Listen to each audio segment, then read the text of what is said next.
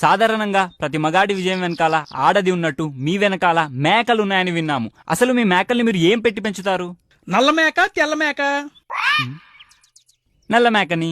నల్ల మేక అయితే గడ్డి పెట్టి పెంచుతాను. ఓ, మరి తెల్ల మేకని? దానికేమైనా చికెన్ బిర్యానీ పెడతానేటి, దానికి ఆ గడ్డి పెట్టి పెంచుతాను. ఓకే సార్, మీరు మీ మేకల్ని ఎక్కడ కట్టేస్తారు? నల్ల మేకనా తెల్ల మేకనా? నల్ల మేకని సార్. నల్ల మేకనైతే మా వాకిట్లో కడతాను. ఓహో, మరి తెల్ల మేకని?